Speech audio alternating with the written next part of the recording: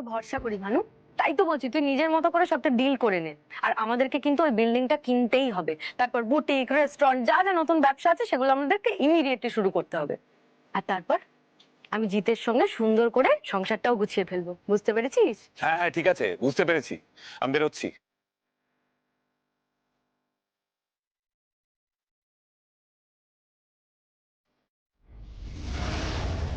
কে এলো রে? তাকিয়ে আছিস কেন ওরকম ভাবে? কে এসছে দেখি।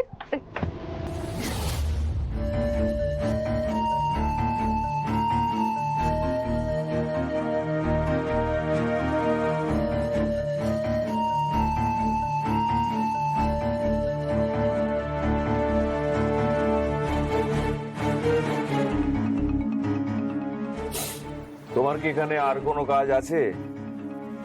না থাকলে চলে যেতে পারো।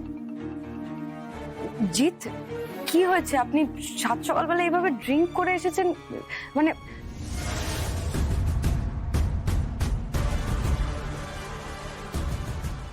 ভানু তুই যা, তুই যা, আমি দেখছি।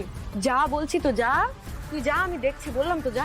জিৎ আসুন, আসুন, আপনি ভেতরে আসুন, আসুন। কি হলো কে জানে, কি আশ্চর্য।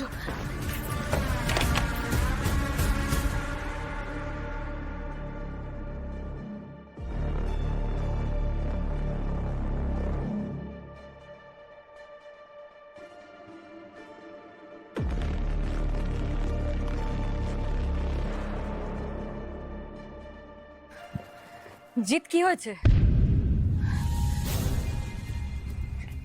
জিৎ কামন, আমি কথা বলছি আপনার সাথে। কি হয়েছে? এই সাত সকালবেলা আপনি ড্রিঙ্ক করে কেন এসেছেন? Any problem? Okay okay fine, আপনি আপনি একটু বসে রেস্ট করুন, আমি আমি জল নিয়ে আসছি। হ্যাঁ, আপনি বসুন, বেটার লাগবে।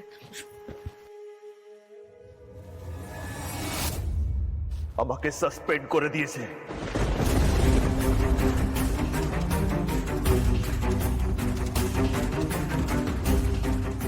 হোয়াট? ইয়েস, আমার কাজ, আমার এত দিনের নাম, আমার দক্ষতা সবকিছুকে প্রশ্নের মুখে দাঁড় করিয়ে আমাকে আমাকে সাসপেন্ড করে দিয়েছে।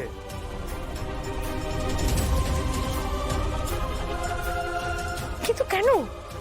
আজকে দুপুরে তো আপনার রোটারি সদনে সংবর্ধনা পাওয়ার কথা, মানে আমি তো ইনফ্যাক্ট রেডিও হতে যাচ্ছিলাম।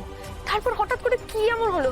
যে যে প্লিজ আমাকে একটুখানি স্পষ্ট করে বলুন, আমি বুঝতে পারছি না। শুভেন্দু চক্রবর্তী, এনআরআই বিজনেসম্যান, ওর 50 কোটি টাকা স্ক্যাম হয়েছে।